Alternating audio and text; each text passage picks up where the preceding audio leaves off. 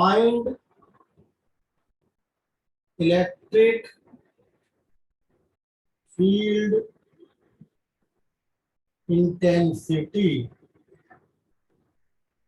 Eight 040 centimetre. Question क्या है कि दो चार्ज 2 माइक्रोकूलम का और -2 माइक्रोकूलम का, these are placed at 300 and -300 centimetre. ये दो चार्ज 300 पे और -300 पे रखे हुए हैं। इलेक्ट्रिक फील्ड इंटेंसिटी 040 पे बतानी है। तो देखिए जरा हम इसको डायग्रामेटिकली शो करें कि अब 2 माइक्रोकूलम का 300 पे रखा है, तो ये यहां हो गया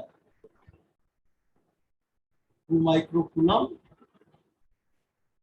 300 300 का मतलब ये डिस्टेंस 3 सेंटीमीटर हो गई। एक्स एक्सेस पे हो गई। 300 कहाँ लाई करेगा? एक्स एक्सेस पे लाई करेगा। दिस इज 3,0,G और ये आपका -2 माइक्रोकूलम का, ये भी 3 सेंटीमीटर पे है, क्योंकि ये देखो इसको इसने क्या कहा है -300। This is let B. तो आप अगर देखें तो ये डाइपोल बन गया। Two same charge equal and opposite charges separated by a small distance, ये तो होता है। दो equal and opposite charge separate, dipole बन गया। तो डाइपोल मूवमेंट कितना आ गया इसका? Q, अगर हम देखें Q इंटू दोनों के बीच का सेपरेशन, तो किसी भी चार्ज का मैग्नीट्यूड, डाइपोल मूवमेंट कैसे निकालते हैं? किसी भी चार्ज का magnitude and separation between charges. तो चार्ज का मैग्नीट्यूड तो दोनों का 2 माइक्रोकूलम भी है, यानी कि 2 इंटू 10⁻⁻⁶, और सेपरेशन दोनों के बीच का 3 और 3 6 सेंटीमीटर।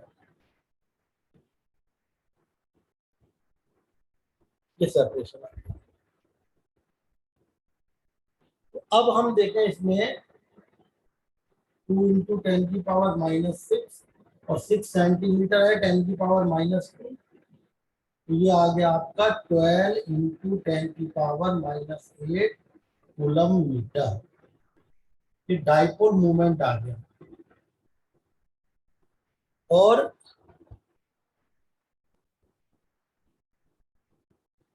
ये आपका डाइपोल मूवमेंट आ गया। और इसकी डायरेक्शन किधर से किधर होती है? -3 से +3 की तरफ। -3 से +3 की तरफ, यानी कि ये हो गई B2A, ये वेक्टर नेगेटिव से पॉजिटिव होती है। अब आपको इलेक्ट्रिक फील्ड कहाँ बतानी है? इलेक्ट्रिक फील्ड आपको बतानी है 040 पे। तो 040 कौन से एक्सेस पे लाई करेगा? 040 लाई करेगा वाई एक्सेस पे। ये पॉइंट आ गया कहीं, दिस इज 040। तो देखिए अब ये इक्वेटोरियल लाइन हो गई। 040 P पर आ गया। तो R की वैल्यू क्या हो गई? सेंटर से P तक की डिस्टेंस 4 सेंटीमीटर, और A की वैल्यू आ गई 3 सेंटीमीटर, भाई ये P जो है here 040 is at P which is on equatorial line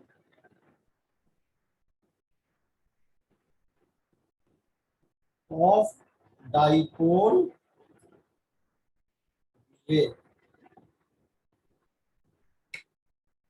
dipole की इक्वेटोरियल लाइन के ऊपर है ये .040 इक्वेटोरियल होता है ये परपेंडिकुलर बाइसेक्टर।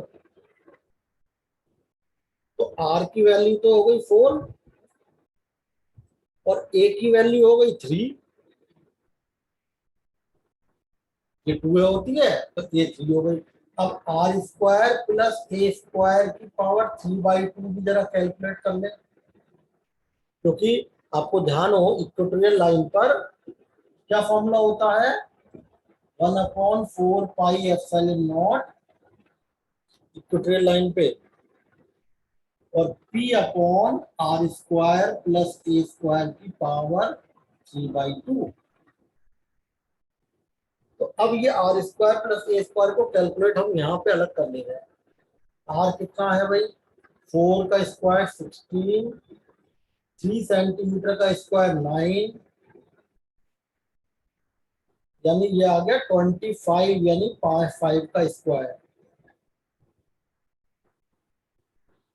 16 प्लस 9 25, 5 का स्क्वायर तो ये 2 से 2 कैंसिल हो गया। फाइनली आपका आ गया 5 की पावर 3। अब आप देखो 5 की जो फाइनल पावर आ रही है वो 3 आ रही है। इसका मतलब सेंटीमीटर में भी जो आएगा उसका क्यूब आएगा, यानी 125 इंटू 10⁻⁻2 का क्यूब 10⁻⁻6। क्या है? अब ये वैल्यू यहाँ रखो जरा 9 इंटू 10⁻9 इक्वेटोरियल लाइन पे पी की वैल्यू हमने निकाली है ये 12 इंटू 10⁻⁸ डाइपोल मूवमेंट निकाला था हमने। पी की वैल्यू 12 इंटू 10⁻⁻8 और ये कैलकुलेशन हमने अभी यहीं पे कर ली 125 इंटू 10⁻⁻6। बताइए आ जाएगी इक्वेटोरियल लाइन पर इलेक्ट्रिक फील्ड कैलकुलेट कर लीजिए। इक्वेटोरियल लाइन पर इलेक्ट्रिक फील्ड आ गई, इतनी होगी। इसकी यूनिट क्या होगी न्यूटन पर कूलम। न्यूटन पर coulomb.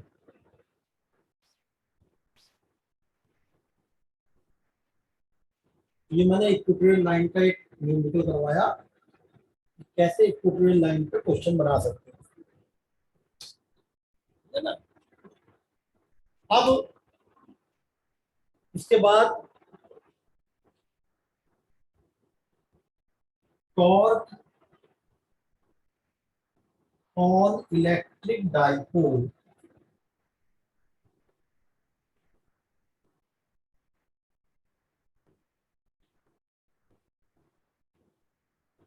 Placed in electric field.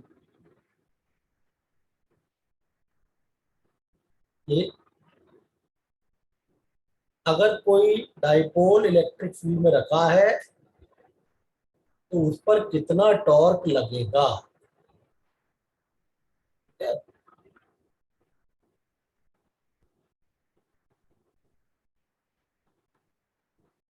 अगर कोई डाइपोल इलेक्ट्रिक फील्ड में रखा है यूनिफॉर्म इलेक्ट्रिक फील्ड में,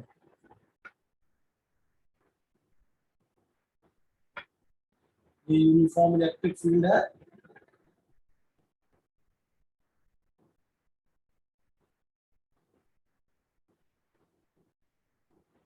और इसमें आपने कोई डाइपोल रख दिया है। ये जो पैरेलल लाइन है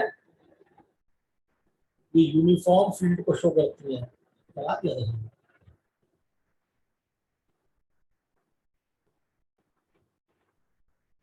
+Q चार्ज,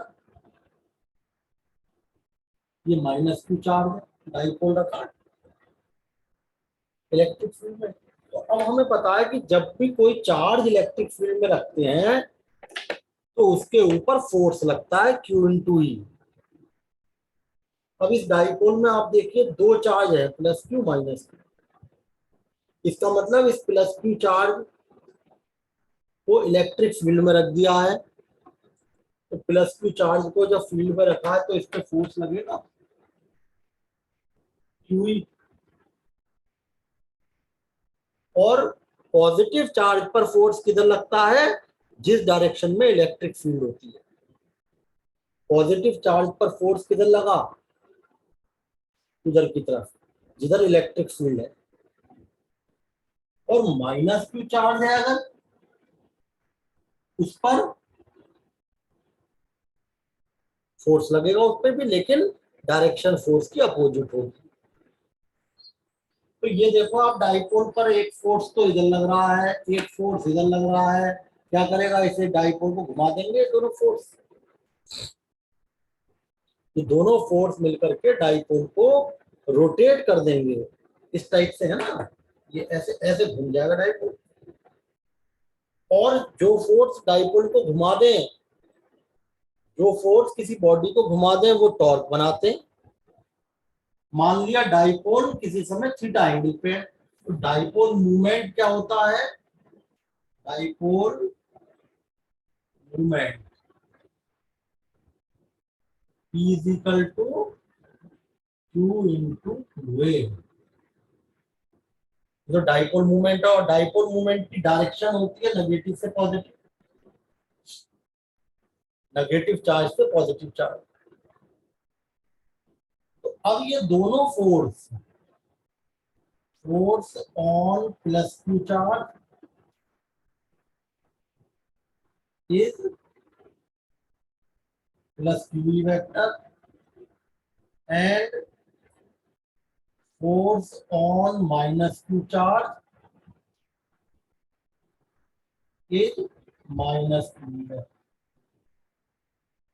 अब ये दोनों फोर्स मिला के क्या आ रहे हैं, डाइपोल को घुमा रहे हैं, टॉर्क बना रहे हैं। टॉर्क कैसे निकलता है, फोर्स का मैग्नीट्यूड इनटू दोनों फोर्स के बीच की perpendicular distance, perpendicular distance between forces. Torque कैसे निकल रहा है, फोर्स का मैग्नीट्यूड और दोनों फोर्स के बीच की, फोर्स का मैग्नीट्यूड क्या है, इधर प्लस क्यू है इधर माइनस क्यू है, लेकिन मैग्नीट्यूड तो दोनों तरफ क्यू इंटू ई है। दोनों फोर्स के बीच की परपेंडिकुलर डिस्टेंस ये हो गई ए, बी लिख देता हूं मैं, इसे सी। देखो दोनों, ये एक फोर्स ये है, एक फोर्स ये है, दो एक फोर्स तो ये लग रहा है क्यू, और एक फोर्स ये लग रहा है क्यू। तो इनके बीच की डिस्टेंस कैसे निकलेगी, आप इसको पहले एक सीट में ले आइए, ये this is the distance, perpendicular distance हो गई है AC, यानी कि QE इंटू AC। और AC हम देखो इस ट्राइंगल ABC में आ जाएगा, ABC ट्राइंगल में sine theta is equal to perpendicular upon hypotenuse AB upon AC हो गया perpendicular, hypotenuse AC upon AB। AB कितना है,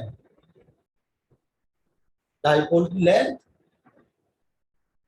तो डाइपोल की लेंथ हमेशा हम 2a लेते हैं।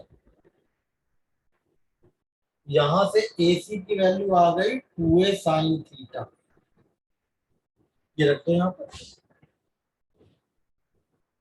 QE into 2a sine theta,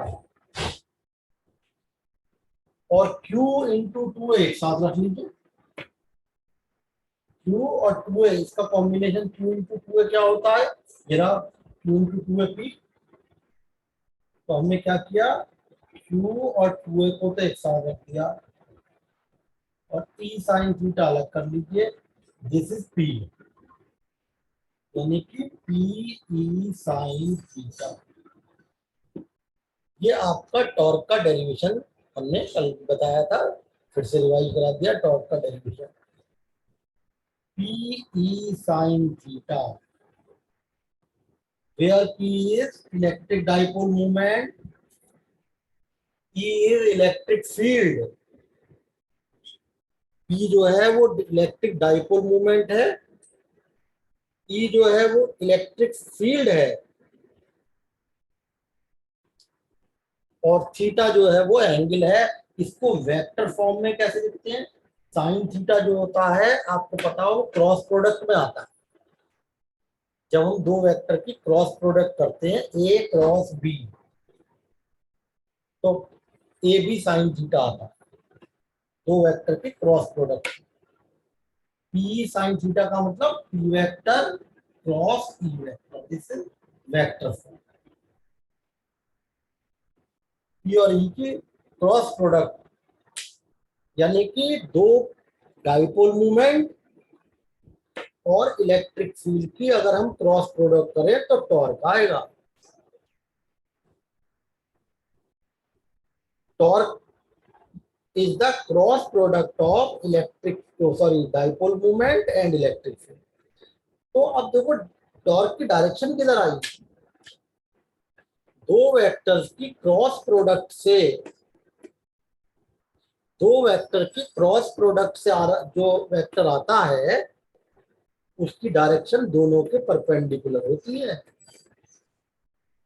torque जो है वो दोनों की क्रॉस प्रोडक्ट से आ रहा है। किसकी? दोनों की, पी के और ई की प्रोडक्ट से, पी और ई। इसका मतलब टॉर्क की जो डायरेक्शन है वो हम कैसे देंगे? टॉर्क जो है वो पी के भी परपेंडिकुलर होगा और ई के भी परपेंडिकुलर होगा, दोनों के परपेंडिकुलर। टॉर्क जो है वो दोनों के परपेंडिकुलर है, पी और ई दोनों के। पी वेक्टर और ई वेक्टर दोनों के परपेंडिकुलर होगा। अब इसके ऊपर जो क्वेश्चन होती है वो क्या है कि एक नेट फोर्स कितना लगा ये भी देखना। नेट फोर्स कितना लगा डाइपोल पे? नेट फोर्स तो देखो प्लस क्यू चार्ज जो है उस पे तो लग रहा है क्यूई, और जो माइनस क्यू चार्ज है उस पे लग रहा है माइनस क्यूई। तो नेट फोर्स कितना लगा? जीरो। यानी डाइपोल पे नेट फोर्स जीरो लगता है, यूनिफॉर्म इलेक्ट्रिक फील्ड। क्योंकि प्लस क्यू चार्ज पे क्यू ही लग गया, माइनस क्यू चार्ज पे माइनस क्यू लग गया, दोनों को ऐड करो जीरो आ गया। यानी यूनिफॉर्म इलेक्ट्रिक फील्ड में डाइपोल के ऊपर टॉर्क तो लगेगा पी क्रॉस ई,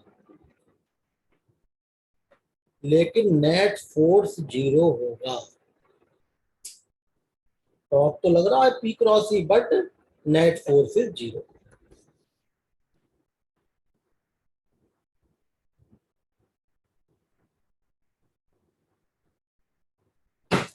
अब इसके बाद इसमें आता है stable equilibrium.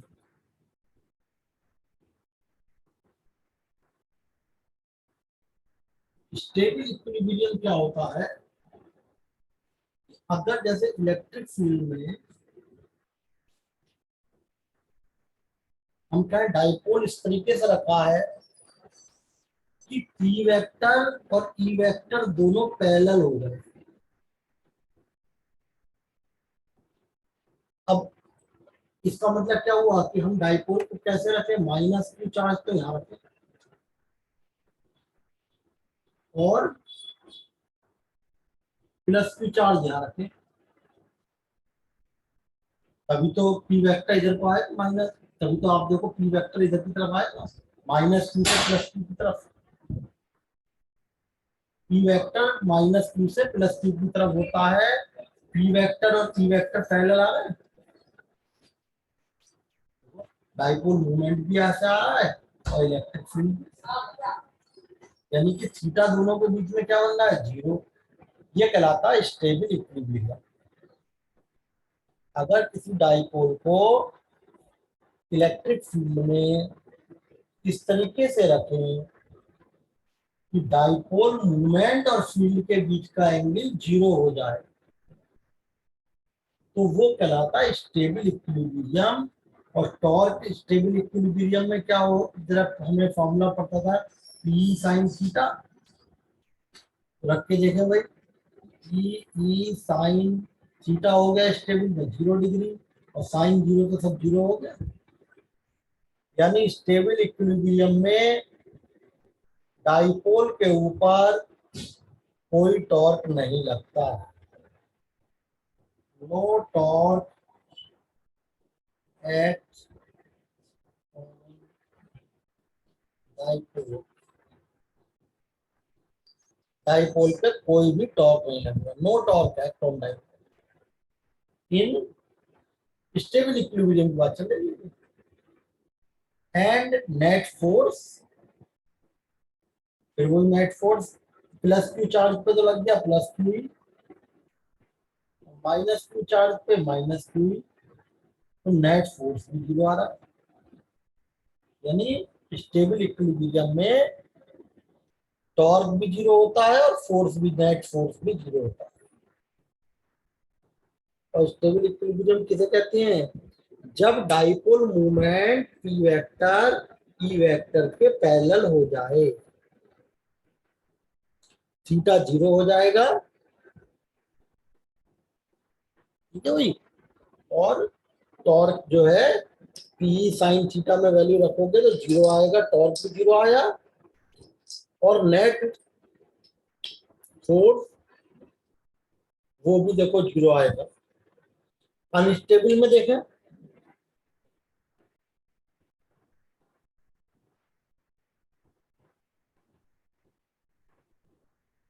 Unstable equilibrium,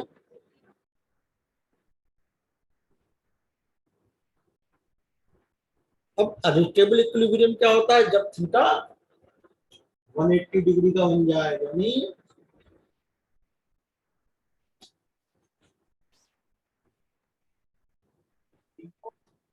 plus minus Q charge इधर लिखो, प्लस क्यू इधर लिखो। अब देखो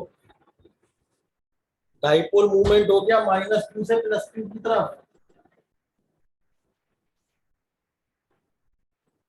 डाइपोल मूवमेंट तो नेगेटिव से पॉजिटिव की तरफ होता है ना, this is dipole movement and this is electric field, opposite आ रहा है।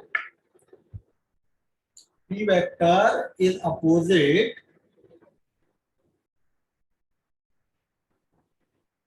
to electric field vector,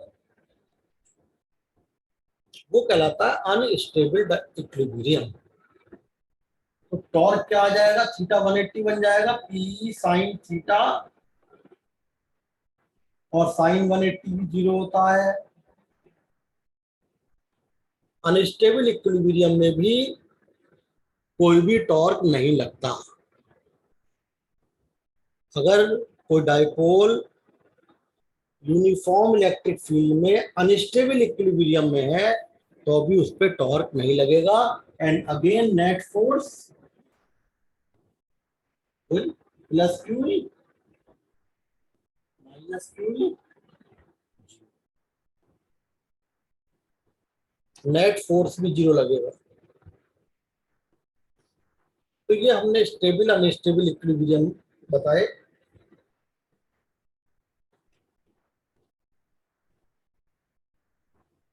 अब अगर नॉन यूनिफॉर्म इलेक्ट्रिक फील्ड है, ये तो अभी तक बात चल रही थी यूनिफॉर्म इलेक्ट्रिक फील्ड, अब नॉन यूनिफॉर्म इलेक्ट्रिक फील्ड क्या होती है,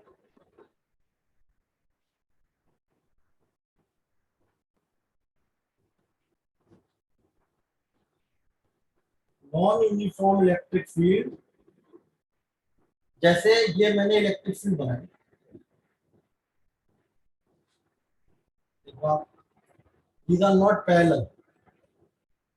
ये क्या हो रहा है, यहाँ पर इलेक्ट्रिक लाइन ऑफ फोर्स करीब में है, जैसे जैसे आगे पढ़ रहे हो इलेक्ट्रिक लाइन ऑफ फोर्स के बीच की डिस्टेंस बढ़ती जा रही है। तो नॉन यूनिफॉर्म इलेक्ट्रिक फील्ड की पहचान क्या है, इलेक्ट्रिक लाइन ऑफ फोर्स के बीच का जो गैप है वो चेंज होता रहेगा।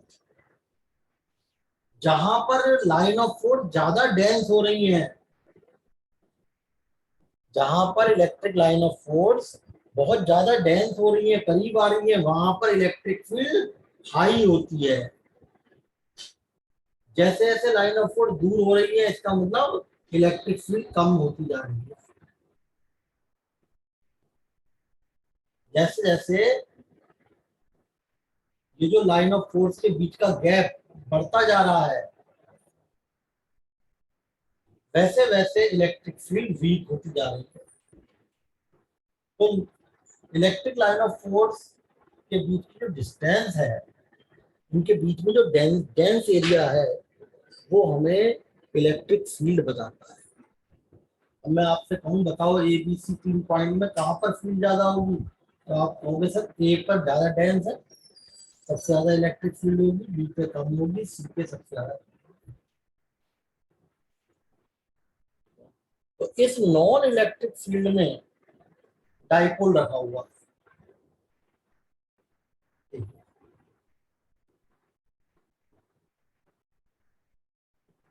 नॉन इलेक्ट्रिक फील्ड में डाइपोल, ये रखा डाइपोल, मान लेते हैं ये हो गया प्लस क्यू चार्ज, ये मान लेते हैं माइनस क्यू चार्ज। अब क्या होगा, टॉर्क तो लगेगा, लेकिन नेट फोर्स अब क्या हो जाएगा, नेट फोर्स जो है यहाँ पर देखो QE1, क्योंकि फील्ड तो वेरिएबल है, नॉन यूनिफॉर्म का मतलब क्या हुआ, यहाँ की फील्ड और यहाँ की फील्ड अलग अलग होगी। तो QE1 और यहाँ पर होगा QE2, यानी कि QE1 QE, यहाँ तो QE1 हो गई, यहाँ पे QE2 चार्ज। तो लेकिन हाँ एक माइनस का है, चलो मान लिया, लेकिन क्या अब ये जीरो हो पाएंगे, फील्ड फील्ड तो बराबर नहीं है ना। पहले क्या हो रहा था, यूनिफॉर्म इलेक्ट्रिक फील्ड में दोनों पर QE लग रहा था, प्लस का और एक पे माइनस का, जीरो हो गए थे। मगर यहाँ पर जो एक चार्ज है जो कि इस इलेक्ट्रिक फील्ड में रखा है, क्योंकि इलेक्ट्रिक फील्ड वेरिएबल है, यहाँ कुछ और होगी, यहाँ कुछ और होगी, यहाँ कुछ और होगी, यहाँ QE1 यहाँ QE2, तो जब माइनस करोगे this is not equal to zero, यानी नेट फोर्स भी काम करेगा, नेट टॉर्क भी। In non uniform electric field both net force and net torque है। फोर्स, क्योंकि फोर्स जीरो नहीं हुआ, तुम देखो वैसे क्या हो रहा था, एक चार्ज पे क्यू लग रहा था, दूसरे में माइनस क्यू, तो E1 और E2 तो एक से थे, तो जीरो हो रहा था। लेकिन यहाँ पर अब QE1 एक चार्ज पे लगा, प्लस वाले चार्ज पे और माइनस वाले चार्ज पे, net force is not equal to zero, यानी कि अनस्टेबल इक्विलिब्रियम में नेट फोर्स भी जीरो नहीं होगा।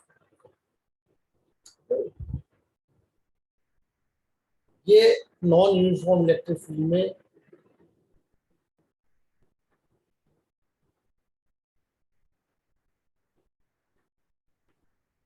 नेट टॉर्क भी लगेगा, नॉन यूनिफॉर्म इलेक्ट्रिक फील्ड में नेट टॉर्क भी लगेगा और नेट फोर्स भी लगेगा।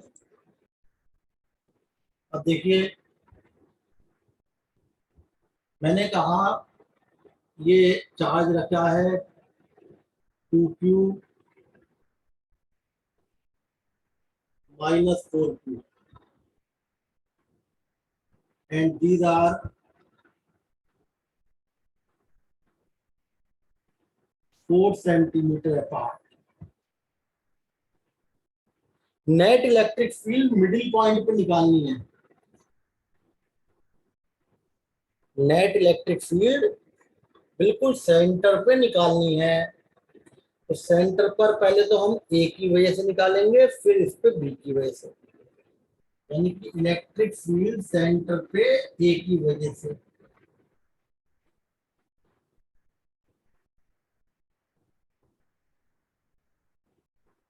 सेंटर पे ए की वजह से 1/4 पाई एप्सिलॉन नॉट चार्ज हो गया ये ए वाला, और डिस्टेंस सी से ए का स्क्वायर, ये डिस्टेंस है, यानी कि ये हो गया 9 × 10⁹ सी से ए तक की डिस्टेंस कितनी हो गई, 2 सेंटीमीटर।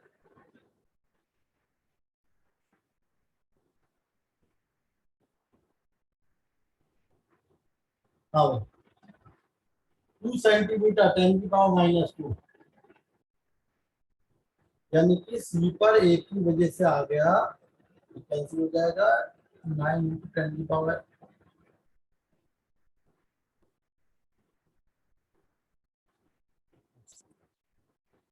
है ना, दो उधर जाके 9 × 10⁻11, और ये क्यों बच गया बस। अब इसकी डायरेक्शन फिर समझ लो, सी पर हम ए की वजह से इलेक्ट्रिक फील्ड निकालना है ना, तो 1/4 पाई एप्सिलॉन नॉट, वो तो 9 × 10⁻9 हो गया, चार्ज 2q अपॉन डिस्टेंस का स्क्वायर, दिस इज डिस्टेंस, ये पूरी 4 सेंटीमीटर है, तो ये कितना हो गया सी से ए तक, 2 सेंटीमीटर। सी पर ए की वजह से फील्ड ये आ गई, ठीक है ना। अब डायरेक्शन क्या होती है, यहाँ पर हम पॉजिटिव चार्ज लेते हैं, जिस पॉइंट पे हमें इलेक्ट्रिक फील्ड निकालनी है वहां पर हम पॉजिटिव चार्ज ले लेंगे, इस पॉजिटिव चार्ज को ये पॉजिटिव चार्ज रिपेल करेगा, यानी उधर की तरफ पुश करेगा, ये पॉजिटिव चार्ज इस पॉजिटिव चार्ज को दूसरी तरफ रिपेल करेगा ना, तो इसका मतलब सी पर ए की वजह से जो फोर्स लग रहा है वो रिपल्सिव फोर्स है, सी पर ए की वजह से जो फोर्स है वो रिपल्सिव है, तभी तो plus plus minus plus plus repel कर रहे हैं, उधर चला गया। अब सी पर बी की वजह से क्या होता है, वही 1/4 pi epsilon not Q upon, और डिस्टेंस सी और बी के बीच क्या जाएगी, 9 × 10⁹ क्यू, सी से बी तक की डिस्टेंस वही 2 × 10⁻²।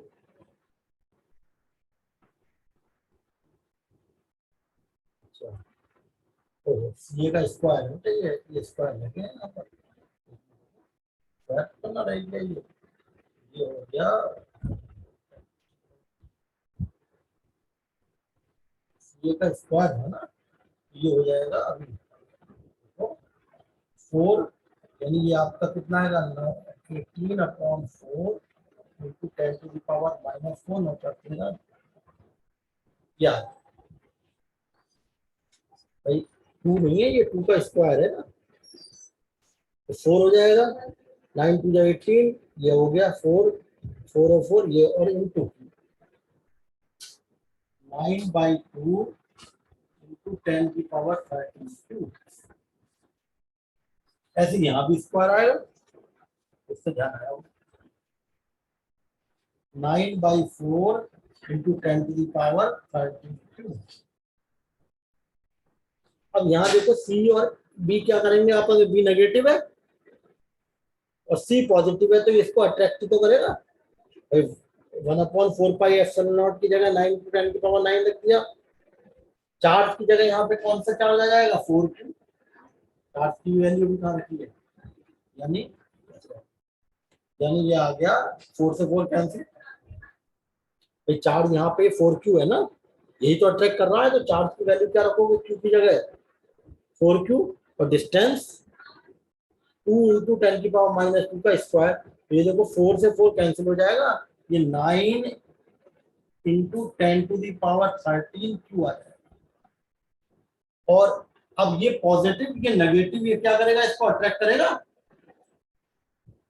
ये भी तो इसको अट्रैक्ट करेगा, यानी डायरेक्शन सी पर बी की वजह से दिया, दोनों सेम आ रही हैं, तो नेट फील्ड कितनी आ गई, सी पर ए की वजह से प्लस सी पर बी की वजह से, दोनों ऐड हो गई, यानी कि ये हो गया 4.5 into 10⁻13 cube.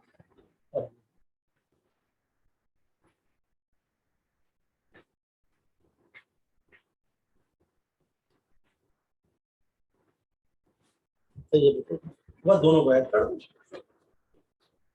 Net electric field आ गई, ठीक है बच्चों।